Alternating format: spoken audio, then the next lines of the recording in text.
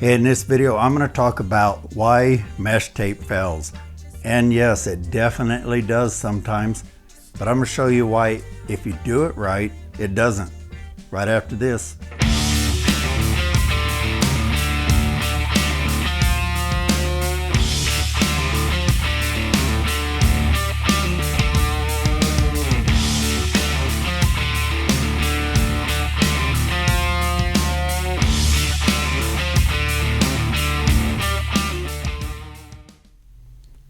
Well, hey, welcome back to my channel here at That Kilted Guy Videos, where I'm here to teach you guys how to do your own home improvement projects, save you money, and learn how to do it right, and take pride in your workmanship. And a comment that I hear a lot is that mesh tape sucks, especially among the pros. I hear this comment: I fixed a lot of bad repairs and 9 times out of 10 it was done with mesh tape. Well, I agree. In 17 years of doing nothing but drywall repairs with 35 years overall experience, I've seen it too. I've gone back and fixed many ceilings, especially where someone else did the repair and it's kind of falling apart, it's cracking, it's not working real well. But I can tell you, I've put on over 500 rolls of this stuff at least. I don't obviously count, but I put on many rolls in 17 years doing lots of repairs and never had failures that weren't my fault. And I'm going to tell you why I am confident why it's happening.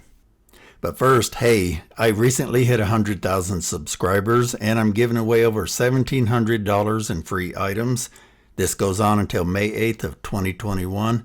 So be sure to look in the description below this video for details on how to enter. Also, be watching through this video for a secret code word that you can enter in the contest and get bonus entries. It's only going to appear for a few seconds, so watch the whole video. And the reason is pretty simple. Let's look at the manufacturer's website and see what it says about how to apply it. You'll see here that it says we should be applying this with fast setting joint compound. It doesn't say or all-purpose mud, it says fast setting joint compound. So I think what's happening 9 times out of 10 is homeowners or handyman, somebody that's not real experienced. And by handyman, when I say that, I don't mean that derogatory. I just mean somebody that dabbles in it and really isn't good enough to be doing drywall repairs, and they really shouldn't be if they're doing it like I'm telling you here and putting regular joint compound over this. Any type of regular joint compound over mesh tape and you're going to get a failure. I've seen it. I had it happen to me. As proof of it, I was on a job one time and I had to put up a bunch of mesh tape and I ran out of hot mud. So I put some up with regular joint compound. Came back the next morning, I had like 20 feet of cracked joints. Told me right there it was probably a bad idea. So I chanced it and I thought, well, I'm ready to coat today. I'm going to try and see. I can always fix it. I went ahead and coated, put a hole, I boxed it, used my mud box, ran over it, coated it with a second, basically the first top coat. Came back the next morning, guess what? 20 more feet of cracks. It went right through that. So I fixed it right, solved the problem. I saw the owners at a yard sale about a year and a half later. They were having no problems with it. So if you're finding repairs like this and they're failing, look closely. I've done it. And if you just take the mud and break it, you can tell if it's regular or fast setting.